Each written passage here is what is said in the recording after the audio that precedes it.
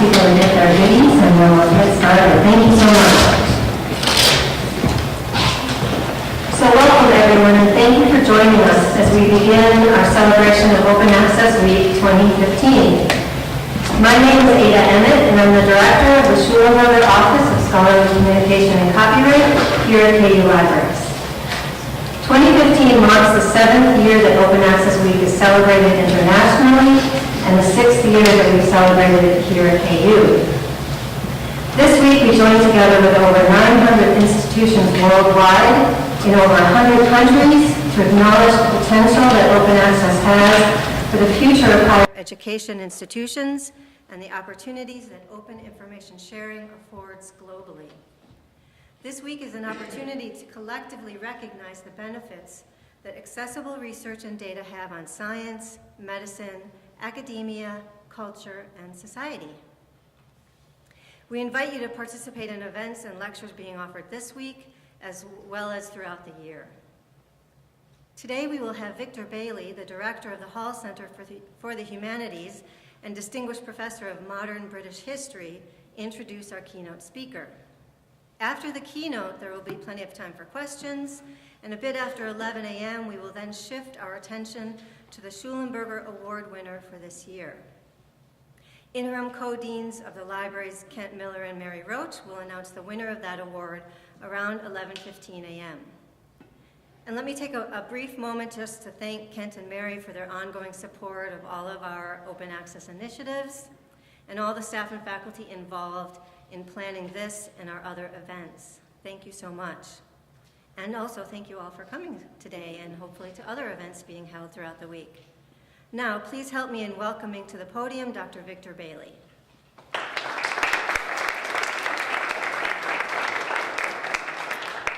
Thank you, Ada. Good morning.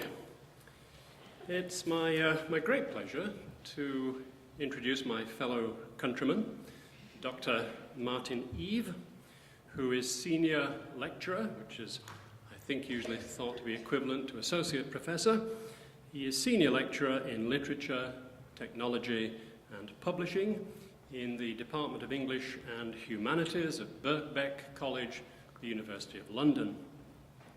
He's a specialist in contemporary American fiction, notably the work of Thomas Pynchon and David Foster Wallace, and the author of a book with the rather forbidding-sounding title, Pynchon and Philosophy, Wittgenstein, Foucault, and Adorno.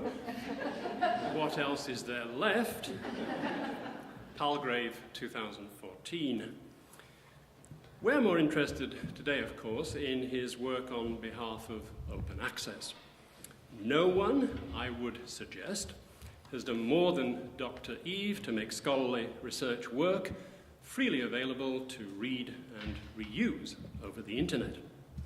He has been tireless, nay missionary, in this campaign or cause, one he believes to be, and I quote him, noble, ethical, and worthwhile.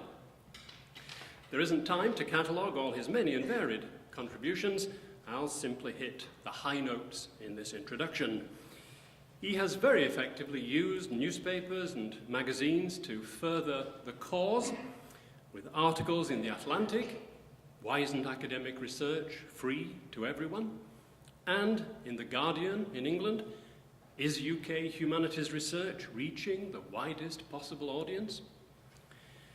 His long list of papers on open access to seminars and conferences in the UK and the US leaves one feeling tired and breathless.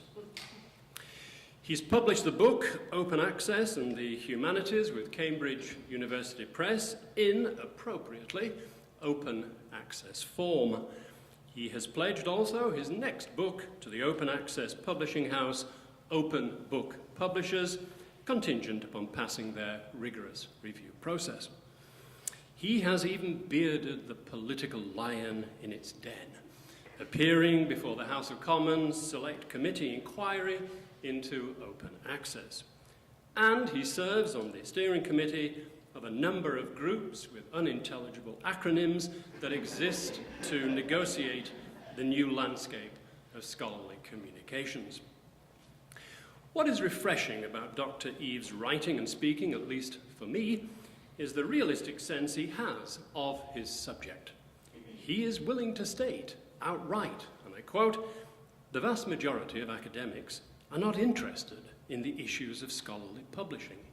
They just want to get on with their research and not have the process of publishing get in the way." He's aware, too, that publishers and authors often share a reluctance to move away from or damage what we might call publisher and journal prestige, which, as those who sit on promotion and tenure committees know, typically serves as a proxy measure for quality in our professional credentialing mechanism. This realism has served him well in his major role of launching and guiding the Open Library of Humanities platform, a project that garnered a grant of close to $750,000 from the Mellon Foundation to expand a new model for open access, publishing in the humanities.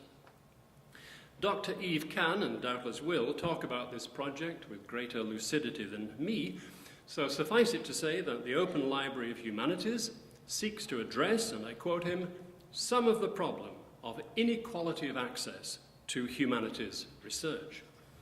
He aims to do so through a not-for-profit business structure and via rigorous quality control and digital preservation in a large-scale open access model.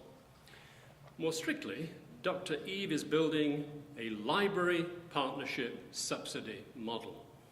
As he has stated, get many academic libraries to all pay a small amount once, like a subscription, to sustain the infrastructure and staff that will be capable of supporting the publication of gold open access articles free for all to access.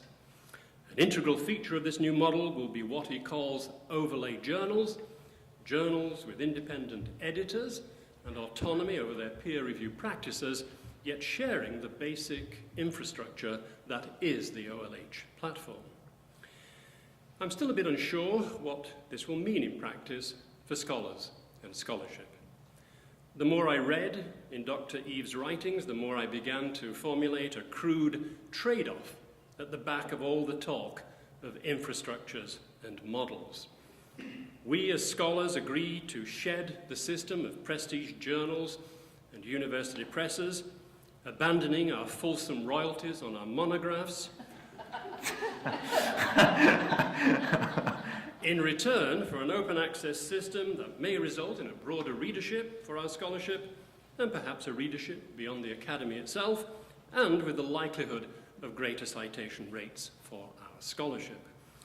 I feel certain that Dr. Eve will set me straight on my crude trade-off description, but I do hope to learn today, and I'm sure we all do, exactly what we are giving up and what exactly we are gaining by moving to such a system as the Open Library of Humanities.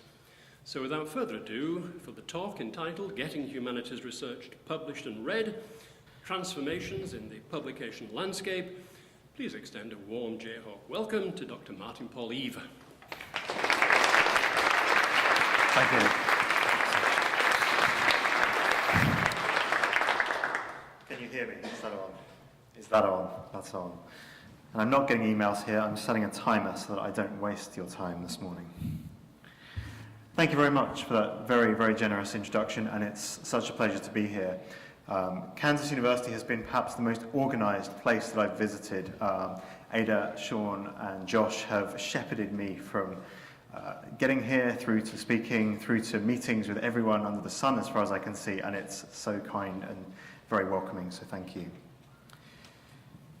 I'm going to talk today in the broadest terms to begin with, thinking back beyond our usual pragmatic concerns about where we publish, why we do it, to asking the very fundamental question about what publication is for. Why, as academics, do we put work out there? What is its purpose? And what do we hope to get from it, both as individuals and collectively as a society? I'm then going to move on to talk about open access with all its geeky jargon terms and try to unpack that a bit for those who are not familiar with that world, before finally talking about the Open Library of Humanities and hopefully dispelling some of those fears that were just raised a moment ago. And so the first point that I want to make is to ask this question: why do we, as academics, publish? Is it the same as other spaces in society who publish? What even does it mean to publish a work in the digital age? And I contend that as academics, we can break down what we want from publication into two separate areas. We want to be read, and we want to be assessed. Now that sounds slightly contentious, I appreciate, but you could look at it from the flip side of someone on a hiring panel. We want to assess via the medium of publication.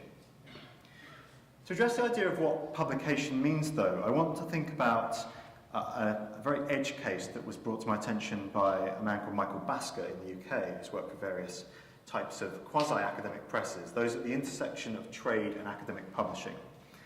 And he put it to me: is something published if you go and put it on a bench in a park and it's the only copy in existence and nobody ever reads it?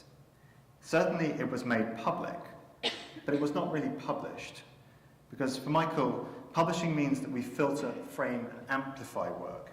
It's a set of practices that congeal around a piece of work in order to get maximum value from it, to reach various publics, not just to make public and throw things into the wind.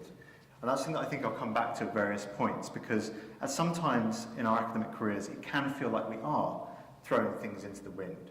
We're not putting them on a bench, we're putting them on one line of a CV, and that's what we want from it. And I think publication should be more than that, while there are some functions of that that we also wish to preserve. So thinking about the desire to be read, the academic system of remuneration is one of the last remaining systems of patronage in the world. It's a very good system for how we reward academic research work. We give people academic jobs and pay them so that they can conduct work on niche esoteric topics that would not necessarily be supportable via a market. Pynchon philosophy certainly does not have enough readers, I can safely say, to tide me through to my retirement. But that doesn't mean that I don't think the work in that volume was valuable. It means that I was given the freedom to pursue a research trajectory in a niche area of study of contemporary fiction, and to then be free to do with that work as I so chose. The problem I had when I published that book as an early career academic was that I was not entirely free. I was beholden to systems of accreditation that meant that I had to publish with a known press that I felt would actually limit its dissemination, but nonetheless would count for that accreditation that I'll come back to shortly. But in any case, I do want that work to be read, and I do feel that its range is limited. But there are other functions that I want from a publisher when I go to them, other than just being assessed. I want them to preserve the record of that text. Scholarly record is something that relies on a dialogue between scholars in print, to use an outdated term perhaps, but on the record, where we cite each other and we conduct that conversation in public to an extent, so that we can trace the evolution of work. If points of that record are broken, we come up with some problems. And there was a great example of this. I was at the Scholarly Communications Institute in Raleigh, Durham earlier this week at UNC, and a group of classicists were pointing to a citation by one classical author of another, but none of the lines that were cited could be found in the edition of the Iliad that they were discussing. These citations pointed to an empty reference. There is a version of the Iliad that we do not possess, that a classical author did possess and cites. And they were trying to reconstruct what that version looked like purely from the references down the line. And it was hard going. It was near impossible for them to reconstruct that version of the text. And that is the problem we face if we don't correctly preserve our scholarship in the present day. We can face a situation where we have that empty reference situation. And that is something that we want publishers to continue to do, to work with libraries to preserve work. And that's part of the dissemination function. Although I want to be accredited while I'm alive, I want my work to be preserved after I'm dead. On that cheery note. We might want to think also about the apparatus that signals how this dialogue progresses when we publish. And that's footnotes and a lineage of validation through accreditation. And I think this works fairly similarly in some disciplines and slightly differently in others. When we see a citation to something, the crude bibliometric approach is to say, that has given that work credit, that is important, we can measure it. But we know, particularly in the humanities, that different citation practices refer differently to other works, as it does in many of the sciences actually as well. You can cite a work disapprovingly, or you can cite it approvingly. These crude network maps of influence that spread via just counting citations is not a good way to capture the very qualitative narratives that come through when we think about citation. And so what we also want, on top of preserved records, is a way of thinking about how these works interact with each other, knowing what the lineage is and seeing who has influenced whom and how various ways of thinking have come about. Because we know that our thought is conditioned by the past. We know that other works influence our own and that that lineage works in complex ways. And that citation network is something that is incredibly important, as has been pointed out in Anthony Grafton's brilliant book on the Footnotes that I recommend you read if you haven't. We also want, from dissemination function though, to avoid reading things that are not good. And Geoffrey Bilder, who works at Crossref, notes that academics are brilliant at developing reading avoidance techniques. And he says if you go into a bookshop and spend any time in there, you can spot the academics when they come in. Because what they will do is they'll take a book off the shelf and they will look inside the front cover at the table of contents. They will then immediately go to the back of the book and check whether they and their colleagues have been cited, what's in the index, whether or not this is going to be of relevance. They will ascertain which chapters they need to read in their constrained labour time environment. And so the apparatus of the book, of the article, and the way that this has developed differently in the space of academia are crucial to the fact that we are producing more and more research that we do not have time to read. And I'll talk more about this, that actually if we're going to have a crisis in scholarly communication, which I will come on to talk about, it's also a crisis of everyone wanting to be published while feeling that nobody else should be published because they're not as good. And the last thing to say here about thinking about dissemination in the digital age is that we're thinking about time-space compression. We're thinking about the fact that the digital age and the internet lets us communicate at vast distances that were far harder even in an era of print, and certainly before that era of print. We want dissemination at a distance. On the other hand, you all recognise that I've probably flown quite a long way to be here to speak with you today. We don't replace the face-to-face interactions even when we have the capability for digital dissemination.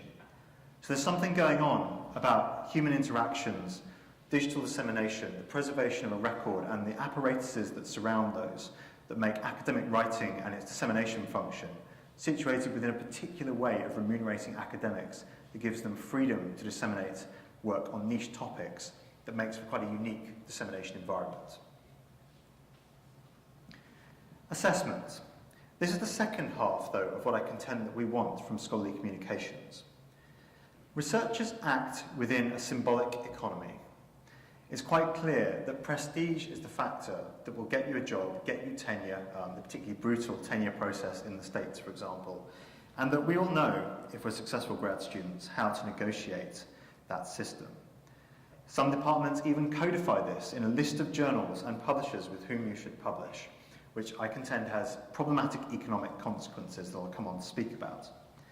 But nonetheless, it's the case that researchers publish with publishers who act as a proxy measure for the quality of their work.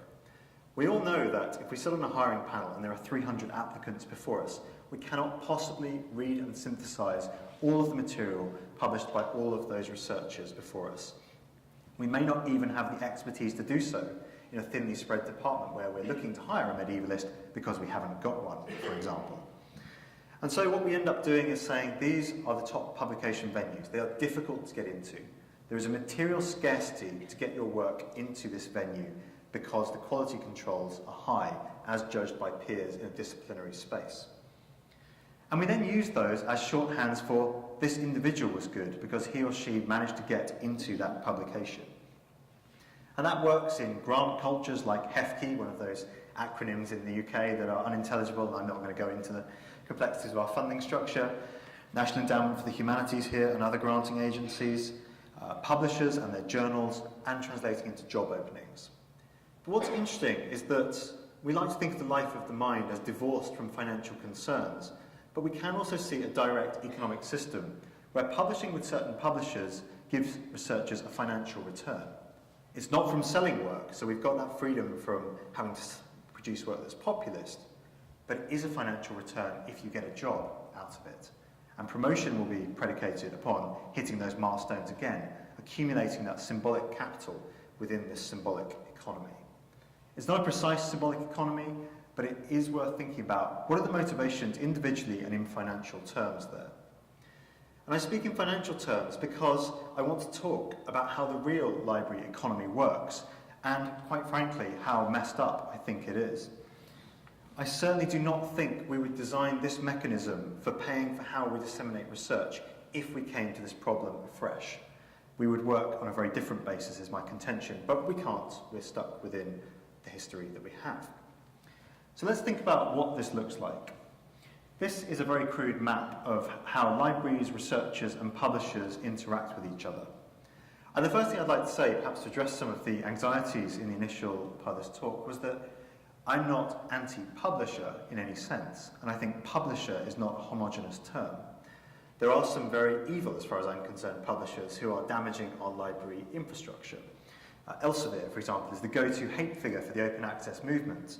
They made £1.2 billion profit in 2013 of scholarly communications on a revenue stream of 37% profit. So Big Pharma comes out around 16%, by the way, and oil's around low 20%. So this is a fairly profitable industry for Elsevier.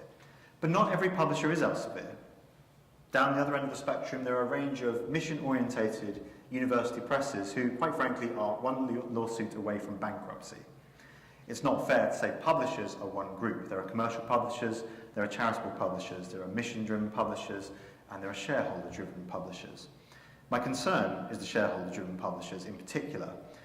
And usually we talk about those in the scientific space. It's clear that Elsevier is a big scientific publisher. They do linguistics as well and some of the crossover disciplines, but primarily they're looking at biomed, they're looking at spaces where there's a lot of funding available. But we do see in the humanities an alarming trend towards concentrations of publisher power at commercial venues. We can think of Bloomsbury Academic, for example. They publish great work, but they're also a very acquisition-hungry company that is not a mission-driven operation. It's a for-profit entity. They acquired Berg, TNT, Clark, Cassell, Methuen Drama, Arden, Shakespeare just in the past few years. And more researchers are being driven into the hands of fewer and fewer publishers, even while university presses are coming under pressure from their institutions to return money to their institutions. So we have this dual problematic pressure. Meanwhile, though, the cost at libraries of subscribing to all the journal material that we need at each institution has risen by 300% above inflation since 1986. Library budgets have not risen in accordance even with inflation. So we have a really problematic situation here where we're publishing more and more research for multiple reasons. One of those is the mass expansion of higher education since the 1980s, which comes with it commensurate output of research. But the other is that we see hyperinflationary cost increases at publishers, often fewer and fewer publishers with for-profit missions. And the result is that no institution can afford to subscribe to absolutely everything that its researchers need. And Peter Suber has documented instances at Harvard University where they have cancelled subscriptions based on the price. And that's a university with a bank inside it. So you can imagine what it's like for smaller liberal arts colleges, smaller universities, places where the budgets are increasingly stretched. Meanwhile, researchers are conducting work and giving it to publishers for free. We estimate that the Research Information Network estimated in 2008 that the unpaid non-cash costs of peer review are £1.9 billion globally undertaken by researchers. So that's about $2.5 billion worth of time given to publishers. And it might vary on which publisher you give it to as to how you feel about that. The other thing I'll just talk about briefly here is that in the humanities, all of these figures are lower in absolute terms. We're not talking about publishers with billions of pounds of profit going for them. What we are talking about is a proportionate rise of the same amount, though. So we started from a lower threshold, but the humanities have seen the same hyperinflationary cost increases. And what strikes me about this is that the circularity of this system looks a lot like the circularity of the symbolic economy. And we have a situation where researchers find themselves coerced to an extent by the systems of accreditation that we've developed in the academy that lead supposedly to academic freedom through tenure. but they find themselves constrained during the period where they wish to gain that to publishing with the same entities, which mean that our libraries are beholden to subscribe to the same entities who often do not share the values of our academic institutions, I would contend. So reading and assessment start to sit somewhat in conflict if we're working on a paywall model. The drive to produce ever more work and the hyperinflationary price increases mean that libraries can't afford to subscribe. And this works as well because publications act as a micro-monopoly. There is no substitute good for an academic book or an academic paper. You could subscribe to another journal, but it will not have the unique original work that the other journal contained. And so I'm not sure why we want to think of this as a market in the classical sense. A market depends upon there being competition, but the competition comes from researchers deciding where they wish to publish, not from libraries deciding what they need to get, because that's constrained by where researchers have put that work in the first place. And so researchers are desensitized from the cost implications of where they publish, even while libraries bear the brunt of having to subscribe to those venues by the decision made distantly in the system. It's a very strange market phenomenon. And so for assessment to work, what we actually want here, ideally, is a constriction of publication volume to the size of the academic job market. Elite publications have to only admit as many publications as we have job openings, and then we would be able to directly correlate individuals to where they published, and the hiring process becomes straightforward. We don't have that, thank goodness. We have a much broader system, but nonetheless, that's where the logical conclusion of this heads. A restriction of research according to the number of jobs we have. That might have benefits in some ways, we can discuss that afterwards, but it's somewhat problematic when that's predicated on teaching funding. You might want to think, what's the relationship between us receiving money through tuition fees often, and then saying the number of jobs we have is dependent on that, the amount of research we produce is also linked into that cycle. So this is a very complicated ecosystem, is what I've concluded from thinking about it. There are symbolic economies that map onto real economies. There are strange markets where people are desensitized to costs. There are a range of actors with different motivations and different types of entity acting within this, all around this institution called the university that we don't even really know what we want from anyway. What's a university for is a fundamental question, and I think if you think long enough about open access, you start to come back to that question. What do we want from our universities? What do we want from higher education? I haven't got an answer for that today, by the way.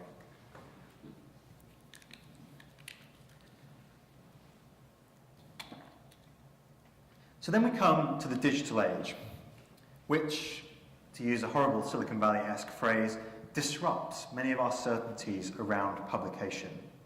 We've had a system for centuries that's been predicated upon print material scarcity conditioning the amount that we can publish. In the digital age, that starts to change. What we see instead is that we have to pay the labour costs to get to first copy of work, and that can involve all the functions that publishers undertake: typesetting, copy editing, proofreading, coordination of peer review, digital preservation, platform maintenance, discoverability, etc. But nonetheless, once those are done, the cost of disseminating work over the internet is close to zero for all intents and purposes. But I contend this actually has a much longer history than we usually think about and can be traced back to the early 20th century. We could think about statements by Paul Valery, such as, "Our fine arts were developed, their types and uses were established in times very different from the present, by men," it was men I'm afraid, "whose power of action upon things was insignificant in comparison with ours. But the amazing growth of our techniques, the adaptability and precision they have obtained, the ideas and habits they are creating, make it a certainty that profound changes are impending in the ancient craft of the beautiful." He's writing about art. "In all the arts, there is a physical component which can no longer be considered or treated as it used to be, which cannot remain unaffected by our modern knowledge and power.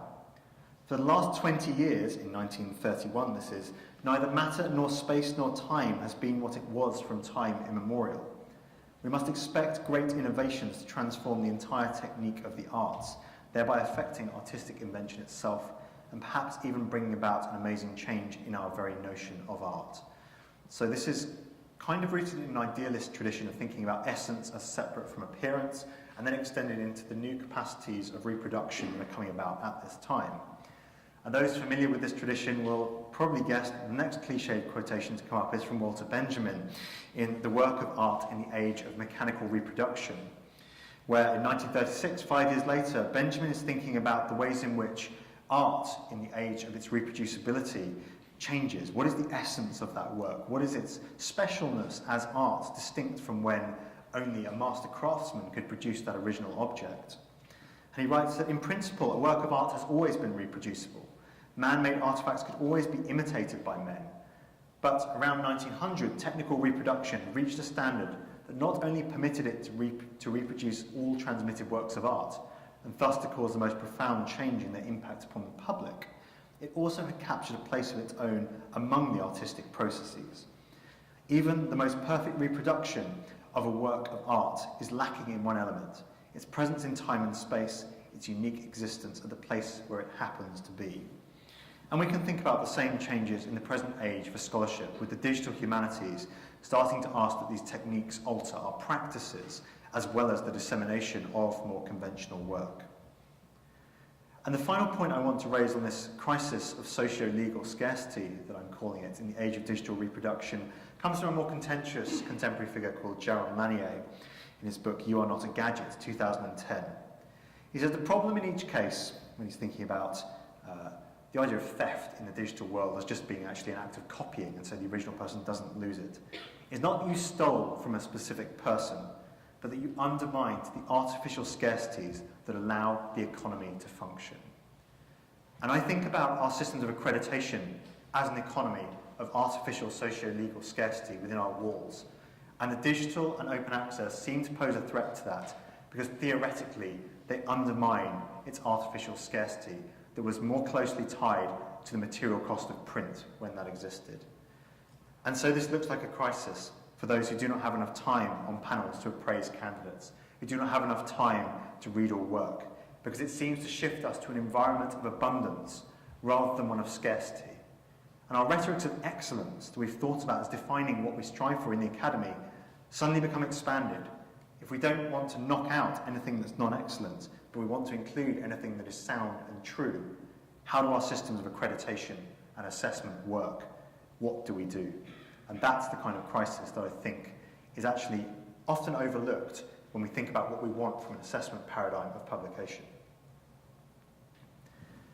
But I now want to talk a little bit more about open access, how it came about, its histories in the humanities and beyond, and contend that there are three problems that open access poses itself as at least part of the solution to.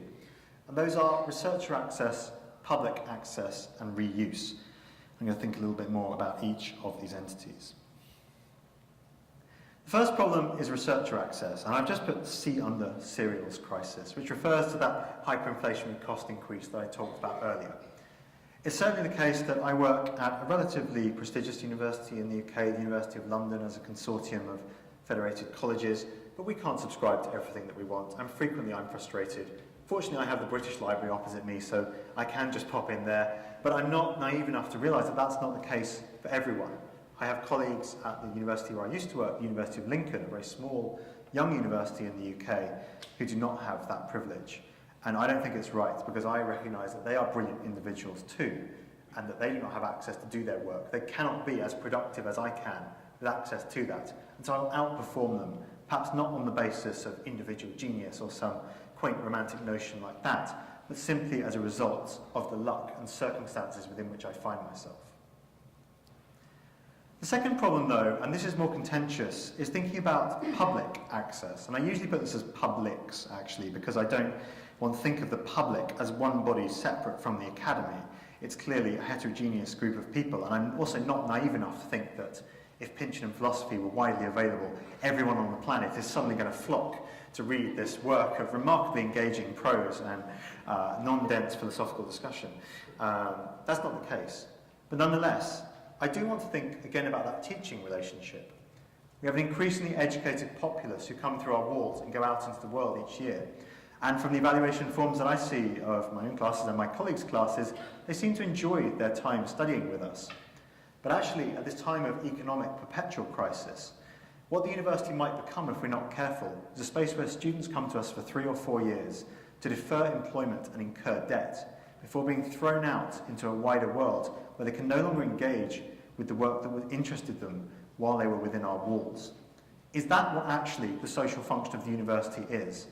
It's a machine for processing young people into a system of debt, the pedagogy of debt, as it's called. That's what we teach them if we're not careful.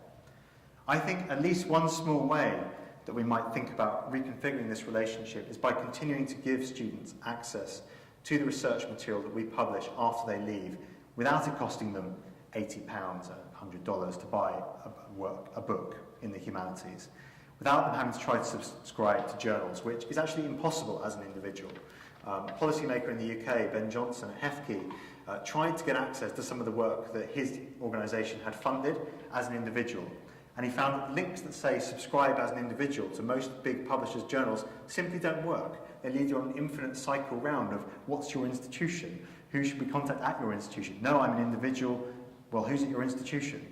So actually there is very little way, even if you could afford to subscribe as an individual, that you can get access. So I think that perforating the walls of the academy on the basis of research for an ongoing societal relationship might be a better way to think about research. And I'm particularly interested in that in the humanities because the perpetual defence that we fall back upon is the liberal humanist university narrative. It's about creating citizens who are engaged with critical thinking in a democracy, who go out and apply what they learnt to their engagement with the world. But is that what really happens if the university is an isolated space where you come for a limited time period and then forget about, and actually lots of people ridicule their humanities degrees when they've left? That was the non-practical part of my life before I had to get a job. I'm worried about that in the humanities. Third problem is restrictive reuse rights, and I'm getting more contentious as I go through these points, and I recognise that there are fierce debates around open licensing that we can come back to. But what I do want to point out is that even within the academy, we're paying multiple times for the work of our colleagues. We pay for it so that we can have a copy in our libraries, and we then pay for photocopying licenses for teaching purposes. I certainly am not seeing any royalties from people photocopying my journal articles for teaching, but nonetheless my colleagues at other institutions are paying for Copyright Clearance Centre permission to reproduce this material. We also know that various emergent computational methods are prohibited in certain jurisdictions when we keep work under full copyright. We've recently passed exemptions in the UK for text mining and derivatives, but in many jurisdictions that's not the case. There's also transformative use as a US proposition that gets you around this, but worldwide that's not how it is. And we might want to think, even if we don't use those techniques ourselves, whether our colleagues are being hindered by our own practices. I also, coming back to the various publics thing, want to talk a little bit about Wikipedia. I know people feel very differently about the quality standards of Wikipedia, but it's my contention that we should be aiming to bring the quality of the internet up, not thinking that it being there brings the quality of our scholarship down. If you want to be read, Wikipedia is the 5th largest click-through source to full academic articles according to Crossref's measures. So if you want to be read, get cited in Wikipedia. But at the moment, we're stopping people from including their articles wholesale in Wikipedia's sister site, Wikisource, which is the first stop for those avid volunteers on Wikipedia who want to make it a quality resource to cite work. So in other words, the people who most contribute to Wikipedia and most understand how its good quality controls work can't get access to the research that they could then insert into that to bring it standard up. And the last thing I want to raise on this restrictive reuse rights front is thinking about the post-colonial context that has permeated much of the humanities in the last 40, 50 years. We have a situation where critique of my country's imperialism around the world has been widely exposed and rightly condemned and thought through in its legacies and implications. Except that we still have a system where the Anglophone world dominates research publication. The global north is almost entirely isolated from South America, from Eastern European cultures, from China and Japan and so forth. And those communities feel the need to legitimate themselves by publishing in English, in our words, in our journals. We also have a situation where many post-colonial articles have been typeset by being outsourced to the Indian subcontinent at subpar wage levels, which is a nice little irony for those in those disciplines. But what I want to think about is, if we were to lower restrictive reuse rights and allow people to do more with work, might we find ways to make our research publication about communication? Could we let people informally in communities translate work for others to read where no commercial translation would ever have been viable? I'm not saying there isn't a role for professional translators who do the best job in a situation, but so few academic works are ever translated that we're not actually talking to people outside of our languages. We're producing translations for them to assimilate, and then the barriers are just erected along linguistic lines rather than having a dialogue about what something means and thinking with those colleagues across national, international and linguistic boundaries. So some of the problems that think about restrictive reuse rights raise, and I'm sure lots of people disagree with some of those propositions. That's fine, that's healthy. Open access poses itself as some of the solutions to some of these problems. It's not a silver bullet to fix everything in the academy. It couldn't possibly be. Well, I do contend that when you start thinking about this, you do see a lot of the cracks in what we do, and it's sort of a way into broader thinking about the university. But open access, for those who don't know, refers to peer-reviewed research that is freely available to read and reuse online. It is not about abolishing peer review and quality control. It is not about putting cat videos in journal articles. Although that's quite fun in cultural studies and media departments, so maybe that's an unfair analogy. We have a series of jargonistic terms that circle around open access that I'm just going to outline here. And this is the most jargon-heavy of my slides. I promise the whole thing won't be like this from here on. But gold open access refers to conditions when the publisher makes material available open access. It doesn't refer to any one particular business model. It means that the publisher is doing it. Excuse me. So, for example, my book on open access was published gold open access by Cambridge University Press. The traditional model for gold open access that's most widely known, although not most widely adopted, is an article or book processing charge. So this is thinking, if we can't sell this work because it's freely available, the author's institution should pay a fee so that we can do the work necessary as a publisher so that we can make it available to all. But Cambridge did not charge me a book processing charge. They wanted to experiment. But that didn't mean it wasn't gold open access. So it's important, I think, that we distinguish between business models of specific types and what those business models might do, because I'm going to come on to that, and the forms through which we deliver open access. The second type of open access is called green open access, and I don't know who came up with these colours originally, actually. I should look into that, but it's probably not particularly helpful. But in any case, green open access refers to conditions when an academic publishes wheresoever they like, and then they put a copy of their author's accepted manuscript or later version into an institutional repository. Most institutions around the world now have repositories. Also, surprisingly, we found in the UK's last research assessment exercise that 97% of journal publishers would allow this practice. However, only about 5% of academics took advantage of that. So publishers are essentially putting in place policies that let people do green open access because they have strong evidence that it doesn't damage their practices. In fact, there are many reasons above green open access that librarians would cancel a subscription, why librarians would cancel. Price being the number one factor, no pedagogical relevance being the second factor. And there have been many studies in the current environment showing that green open access does not cause subscription cancellations. It's symbiotic with that culture at the moment. That might change. It does also mean, though, that we're dependent upon that, what I'd say is unsustainable system if we want green open access to work. But nonetheless, the takeaway point from this that I'd like to say is that academics today, at this very moment, publishers are letting you put copies of your work in your institutional repository for everyone to read, and you should avail yourself of that opportunity. Then we have two terms at the bottom here that refer to degrees of permissiveness on research work. Gratis work is that is free to read. So if I put anything online, on say a blog post, without any statement about permission, you're free to read that. Presumably that's why I put it on the open internet. But you wouldn't be free to just take copies of that, do what you liked with it, and so on. Whereas Libre open access refers to conditions where we have open licensing applied. We're saying to others, you can reuse this work with attribution in all cases, and making clear if you've modified the work and that the original author does not endorse it. So gold, green, gratis, and Libre are the kind of matrix of confusing terms that we use when we're talking about open access. And open access now has quite a long and venerable history that quite clearly starts in computer science, actually. I think we can trace open licensing back to Richard Stallman's drafting of the GNU Public License in 1989. And this is, to my mind, a very clever piece of social thinking about copyright that Stallman puts in place. He's writing software and contending that the contemporary world is so conditioned by computers and software that we have a real problem here, because we can't see what that software is doing.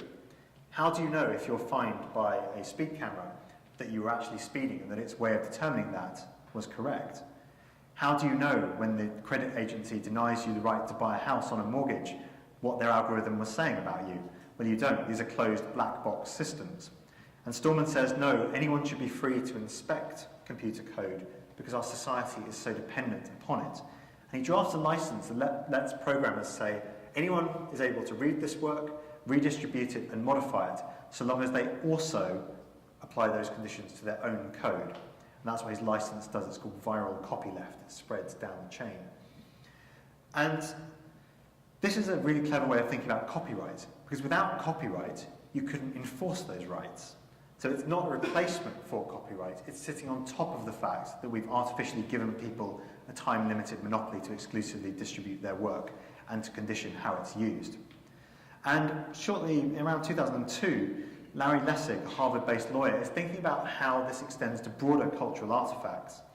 Lessig knows that great poets steal, and that all of our works, to some degrees, are derivatives, and wants to think about how we can encourage reuse of works while acknowledging the contributions of others and making sure that they are attributed for the work that they do.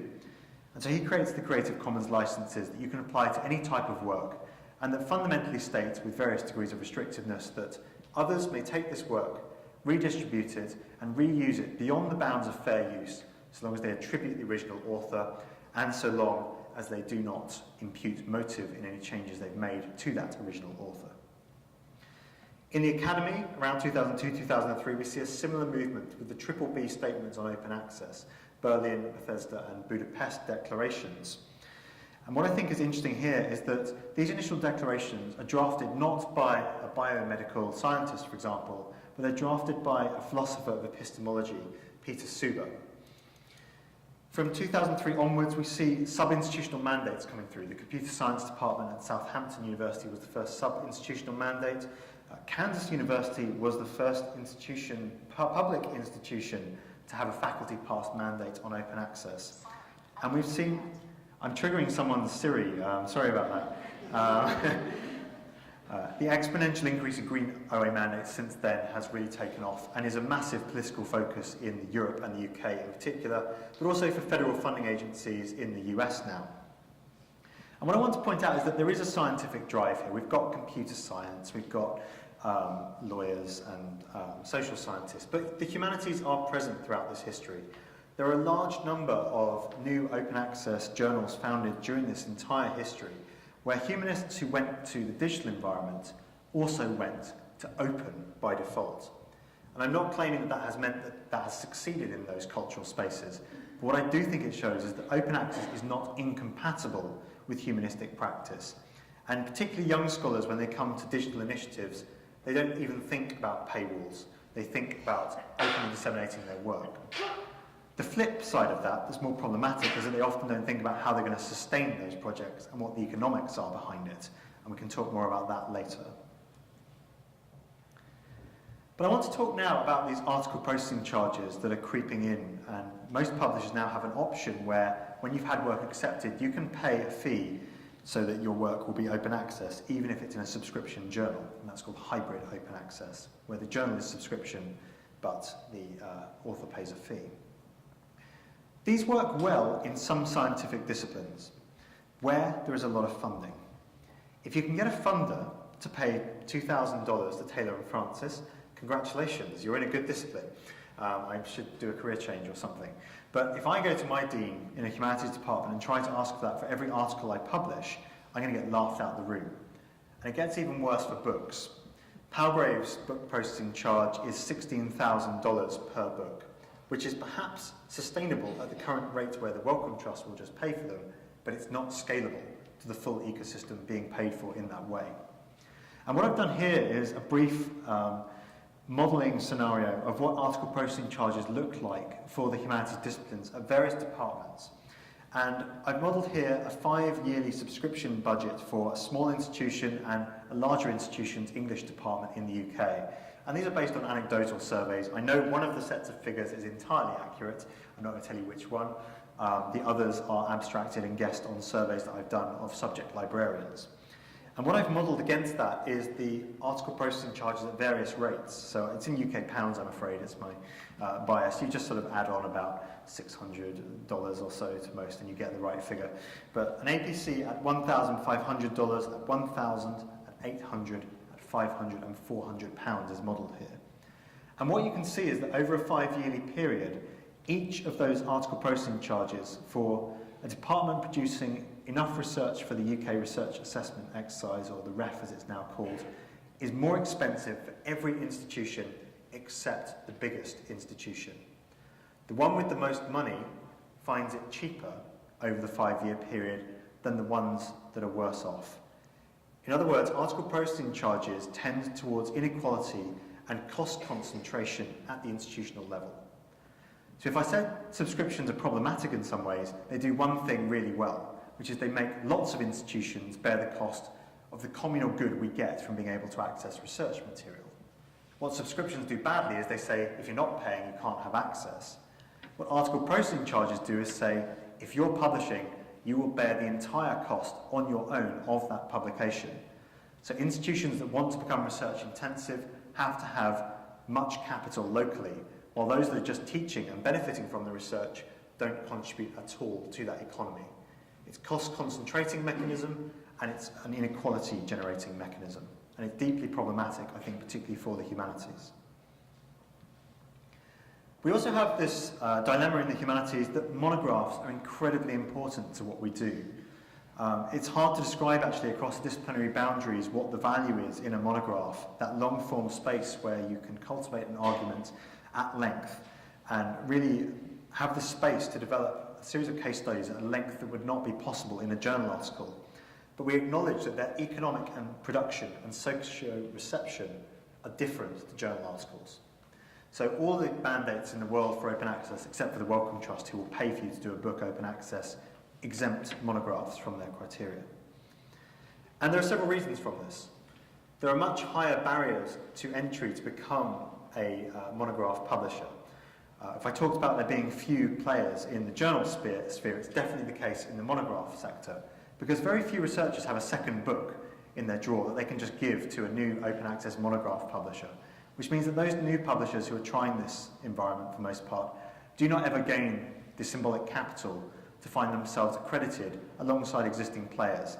And so we get stuck in one set of business models. It's also true that the open source platform infrastructure here is in its infancy. I don't know how many of you know of Open Journal Systems. It's developed by PKP about a decade ago, and it lets anyone set up a journal for better or worse. I think generally for better, but there are instances of it being not quite so good that anyone can do that. But the platform development for monograph hosting, production, peer review coordination is in its absolute infancy. It's not well developed. Likewise, there are not good technological tools for typesetting books that don't cost thousands of pounds per year. It's very difficult for academics who want to try new things or new entities who want to try new things to break into this space. But I think more importantly, the social constraints on monographs are much, much greater. There are different what I call discoverability and value conferral sites. And you see this, I think, particularly in the discipline of history, with trade crossover books. A historian who wanted the broadest reach for his or her work would probably not get that by just putting a copy of their manuscript in a repository. Excuse me again. What they'd like to do, ideally, is to have a TV show, a radio tie-in, and then for their book to appear in the Barnes & Noble window. And that's not entirely incompatible with open access, I'm going to argue, but we do need to think about the fact that people expect to see high-quality works at certain sites that are often not participating in this kind of debate around open access. Commercial bookshops, for example, are a site of social reception that give value by filtering for quality to readers. So I think that is one of the challenges that is much harder in the book space, that trade crossover zone. And I'm now going to talk a little bit about what we're doing in this space. And I think the easiest way that I can dispel the concerns around this is that we're not forcing everyone to move to our model. I speak extensively with people at university presses. We work with university presses, actually, in particular, to think through these problems, because actually we all share the same thing, same desire for dissemination. But by starting a new project, we were free from the existing social constraints that many of those entities faced. It didn't matter if what we did didn't pan out, whereas we didn't want a university press to go down the drain because it tried something entirely new and made the leap. We also had no infrastructure costs at the beginning, overheads, so we could build something from scratch to do it afresh. So that, I think, is part of the cooperative environment there. But essentially, the Open Library of Humanities, to put it in a few words, is a mega-journal, multi-journal, not-for-profit, collectively funded platform. I hope you've got that. I'm not going to go into any more detail. No, I'm kidding.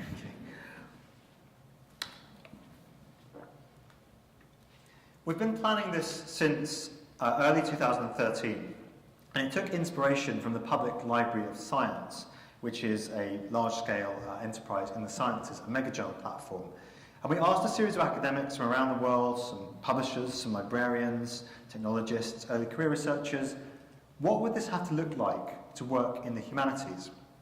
And our original idea was it'll be a new mega-journal, a transdisciplinary journal with where we think about what quality control does. We have high peer review standards at first, but then we might move to post-publication peer review, etc. But it quickly emerged that actually, perhaps that wasn't the best thing to do in the humanities. Perhaps what we needed to do was think about how we might transition existing journals with all their cultural capital onto a model of financial publishing where we didn't have article processing charges, but could still make the work open access. And so, with support from the Andrew W. Mellon Foundation, 2 grants, we developed a model that we call the Library Partnership Subsidy System. And this is, in essence, an inversion of the traditional subscription mechanism. As it exists, the subscription system looks a little bit like this. These are libraries, not restrooms, just for those wondering.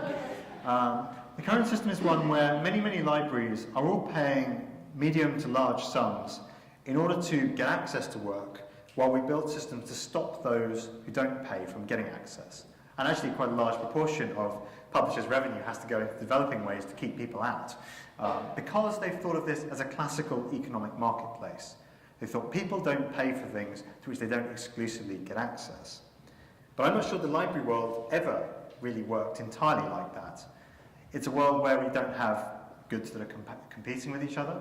It's a world where when my library has subscribed to something and the university down the road says, would you post that to us? We do. In fact, we're quite willing, through interlibrary loans, that other universities have access to things for which we haven't paid. Perhaps this model of classical economics is not the only way that we might think about this. And so we simply took out one part of this. Instead of making it about a system where we stop people once libraries have paid, we invert it and say, well, everyone will get access when libraries have paid. And libraries will pay because they believe in the dissemination of knowledge and because they get a governance stake in the rate at which we scale.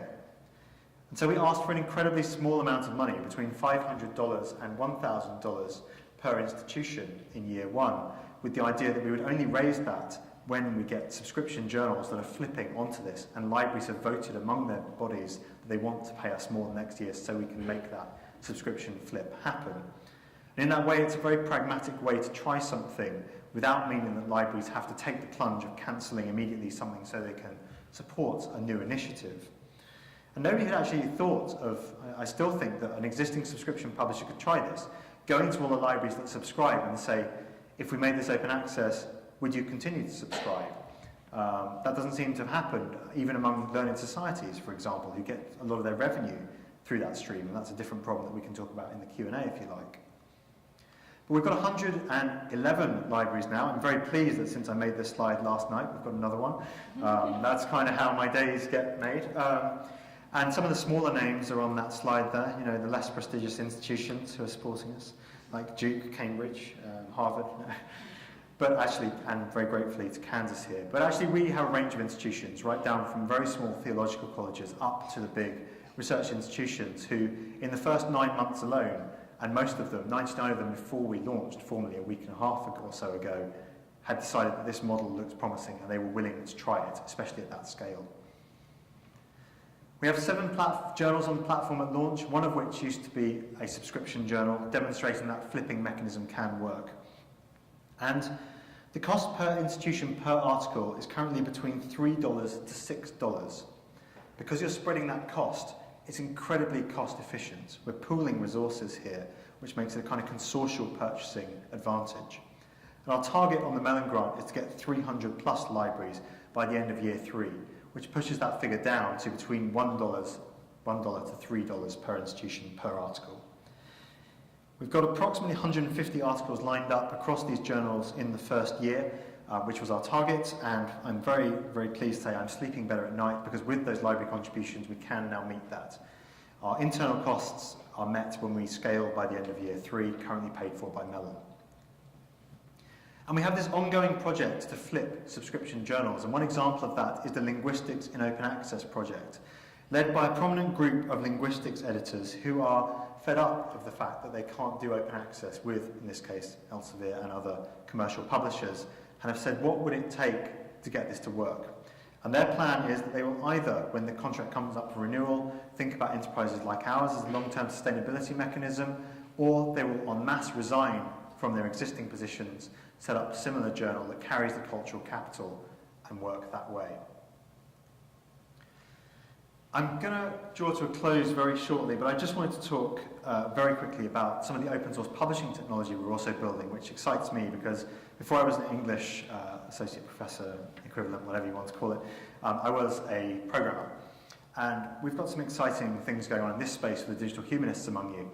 We're building an automatic JAX XML typesetter and a CSS regions PDF generator that anyone will be able to use. And these essentially are the missing link in that production tool chain I talked about. They're the things that usually you have to pay $20,000 to get access to, but we think actually there might be a way of producing a version of this that anyone can use. And that includes our university press partners who then see lowered costs as a result of that. We're also building a layer to let people translate between articles in different languages. The new OLH journal already has an article published in Italian in it, which was an absolute nightmare to get peer-reviewed, I must say, because I don't speak Italian. But we managed it by delegation to that community of practice with an Italian editor who was a specialist who coordinated the peer review and coordinated with our editors. But some of those benefits of translation we want to make into practice in the coming years.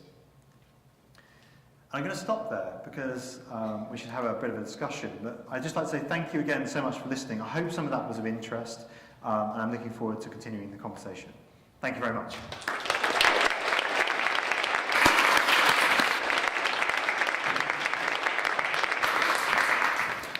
We have time for questions. I'm not quite sure how long. Ada will probably tell me in a moment how long we do have. 10 minutes, okay. We are recording this, and therefore your question needs to get onto the recording. We have roving mics, therefore, for this purpose. Exciting stuff, isn't it? This technology. So if you just put your hand up, a mic will get to you, and if you could just wait before you ask your question for the mic. Who wants to go first?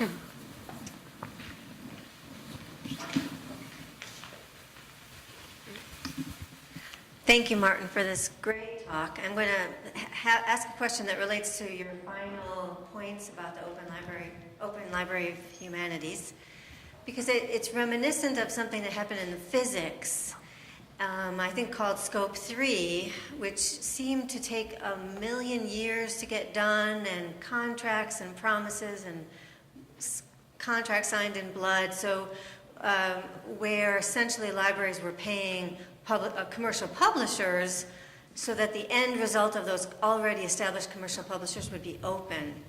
But it's been very slow and long, and it seems like you've established something much more quickly.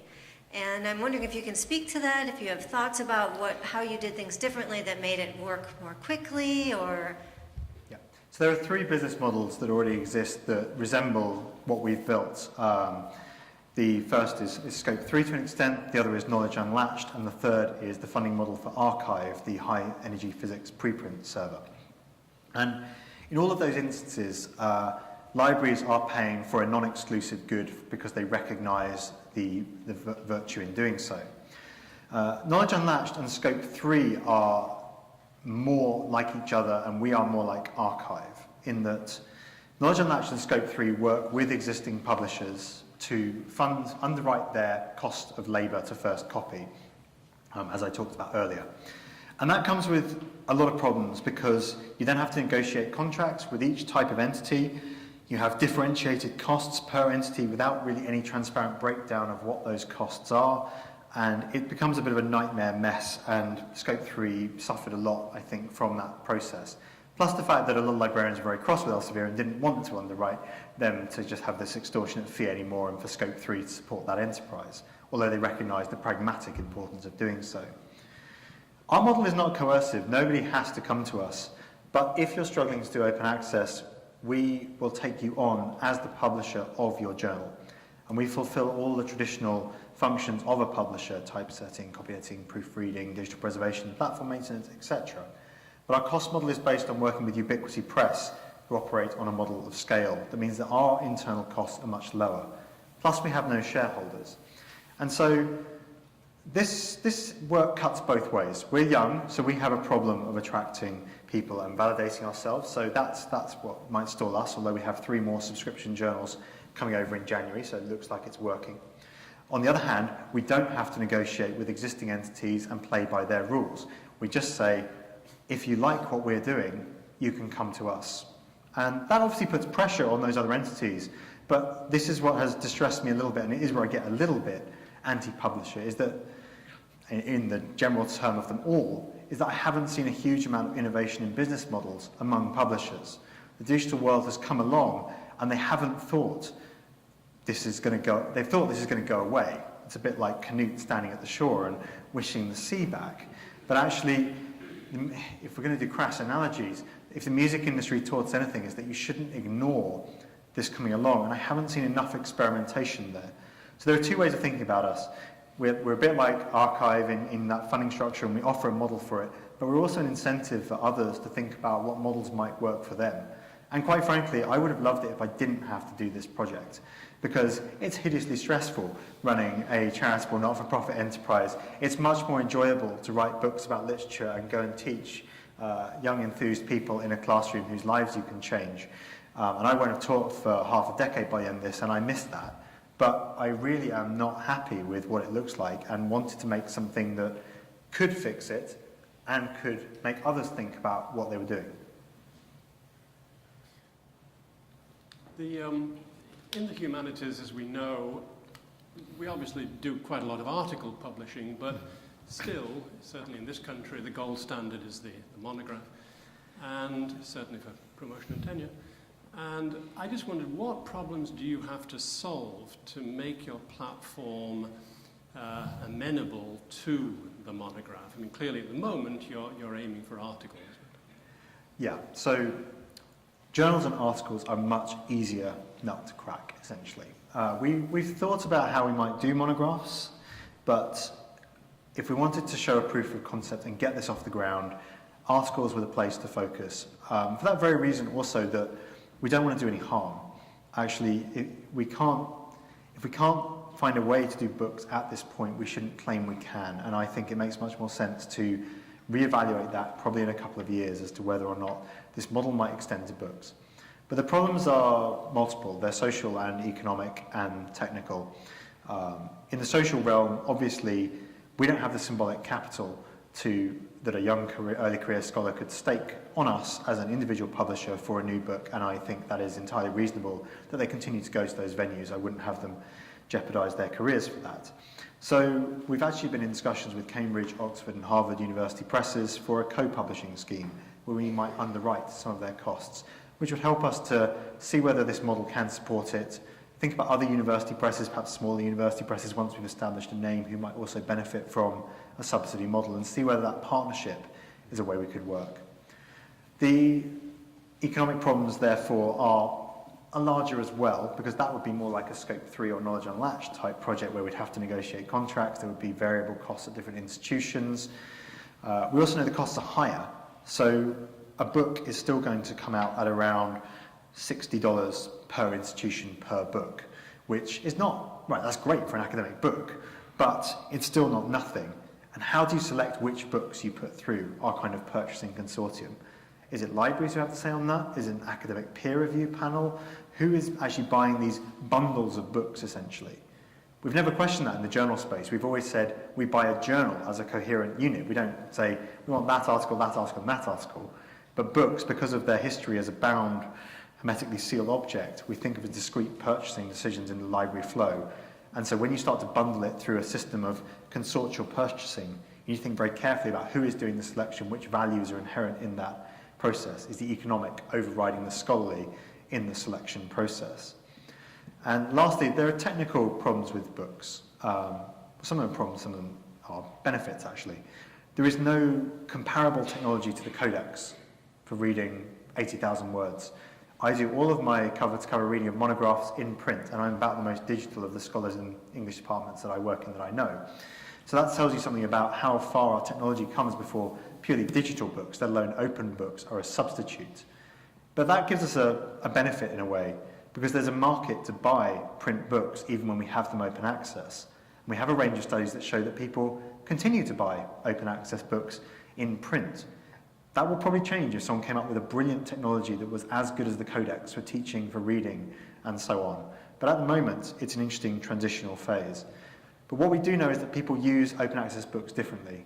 So they tend to use them for search, they use them to verify references, to copy and paste quotations identically.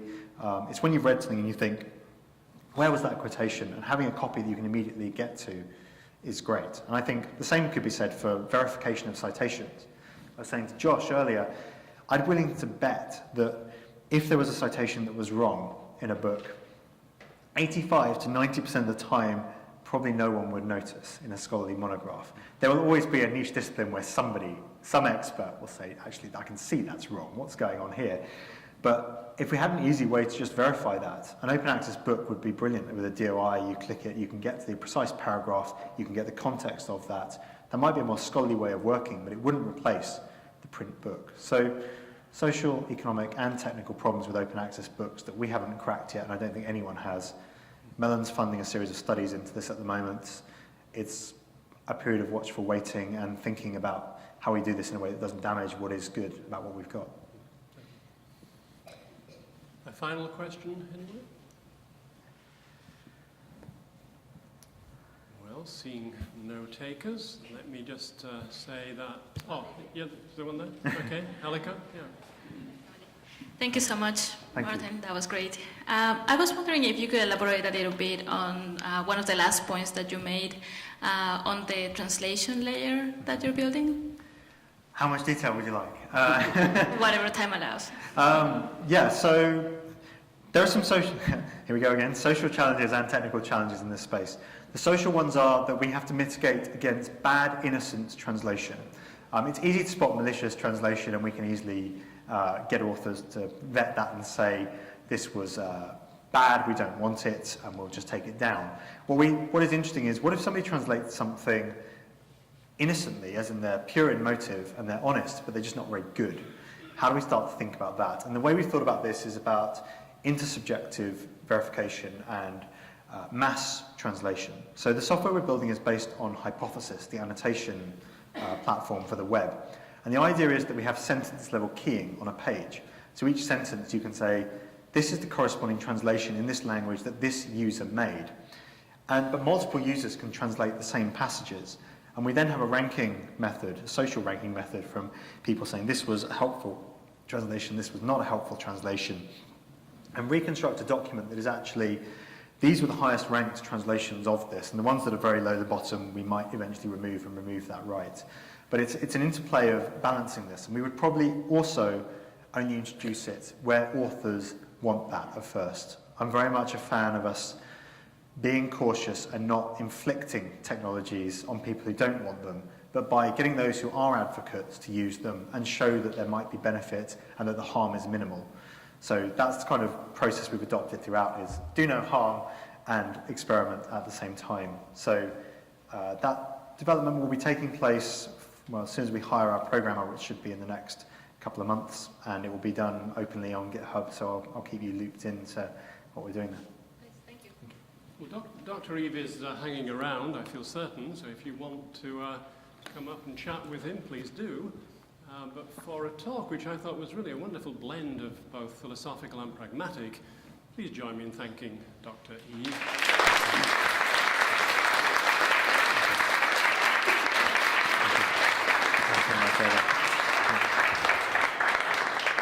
Well, thank you everyone, and thank you Martin very much for this great talk. I'm going to shift us now in a moment to our next portion of this event.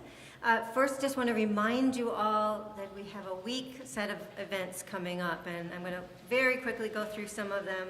They're also on our website. But on Monday, we have students that are going to be doing I'm calling it the OER, or Open Textbook Speak Out, but it's the high cost of textbooks. Tell us about your experience. We're going to be gathering kind of student opinions and such about their experience with paying for textbooks. On Tuesday night, the honors program is having an open access trivia event, 6 to 8 p.m. back here in this room. Thursday, we have Erin McKiernan coming to talk about perspectives on open, a dialogue about access, collaboration, and career development. Another kind of early career researcher who's currently working in Mexico. And then on Saturday, we are collaborating with other partners in the library and around the community for Ideate Lawrence. This is a prelude to a hackathon related to water and water research. So thank you very much. These are our next events, and I want to invite Kent and Mary, co-interim deans of the library, to come up, and we'll have our next, our Schulenberger Award. Thank you very much.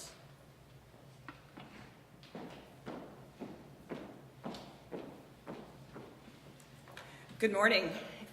It's my pleasure to be here today as we celebrate our successful endeavors in providing openly accessible resources for our community members across the globe by recognizing our 2015 recipient of the Schulenberger Award for Innovation and Advocacy in Scholarly Communications.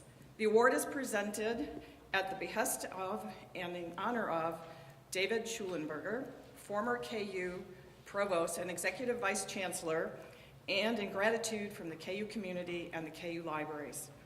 A champion of open access, David Schulenberger spearheaded efforts to expand accessibility of scholarly work and data, believing heavily in the creation of open communication channels between community members and researchers.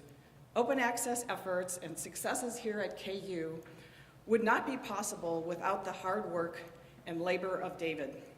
It is through David's generosity, diligence, and support of KU that KU remains at the forefront of scholarly innovations.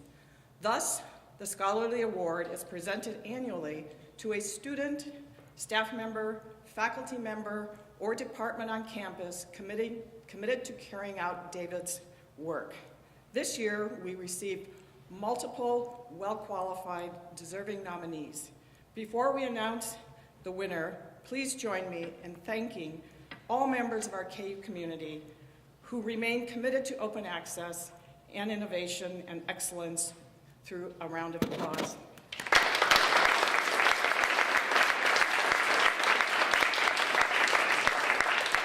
Without further delay in giving this award, please welcome Kent Miller, my colleague, who will announce this year's award winner. Seamless transition. Okay, we're ready. Thank you, Mary. In honor of his outstanding contributions to innovation and advocacy for the advancement of scholarly communication and open access, it's my pleasure to present the second annual 2015 Schulenberger Award for Innovation and advocacy in scholarly communications. But before I announce this year's winner, let me share with you highlights from his distinguished service to KU and to the world of open access. He has pioneered multiple open access journals, launching Science, Religion, and Culture, and Logos and Episteme. He worked to move the student philosophy journal Auslegung into KU's open access repository, KU ScholarWorks, a labor that resulted in accessible student publications going back to 1973. He currently serves on the editorial board of Kairos, a peer-reviewed open access philosophy journal. One nomination letter noted, and I quote, "In this short time, this nominee, has contributed significantly to fostering a culture of openness in publishing in the field of philosophy among graduate students and faculty at KU, as well as to his field, both nationally and internationally. His efforts help support KU as a global leader in open access. It's with gratitude and deep appreciation that we award him this honor. Please assist me in congratulating the second annual recipient, Dr. John Simmons. Would you please?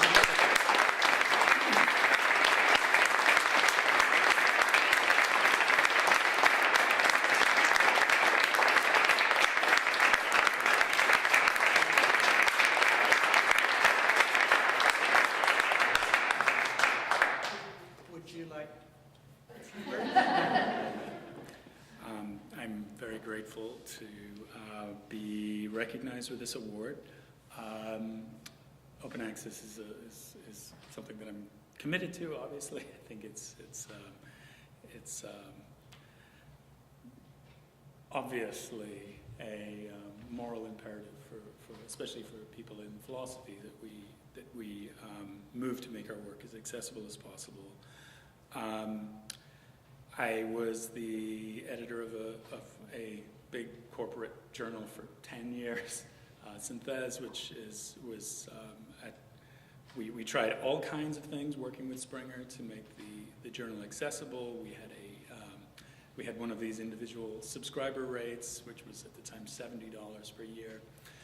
And the dilemma for us really was that there were no venues, there continue to be no venues in philosophy where we can see, where we can provide space for the volume of excellent work in the discipline that is being produced. So to give you a sense, the most important open access journal in our field is a small journal called Philosopher's Imprint, and actually some of us here were involved in setting up Philosopher's Imprint at University of Michigan. Philosopher's Imprint has been running now for 11 years. Just to give you a sense of the scaling issues here involved, Philosopher's Imprint has published the equivalent of 6 months worth, in 11 years, 6 months worth of material that we'd see published in Synthèse. So Synthèse publishes in 6 months, just to give you a sense, what the most important open access journal in our discipline published in 11 or 12 years. So we have a dramatic issue of how we handle the really nice problem of the enormous growth of high quality work in philosophy. That's a major challenge. I thought that the presentation today maybe mapped out some ways that we could handle that. But really it requires a change in the culture of our discipline and the culture of how we recognize excellence and how we promote and tenure our colleagues. So those are problems that we have some ideas about. I don't want to talk too long, but thanks again to everyone for the award and for your support of Open Access. So thank you.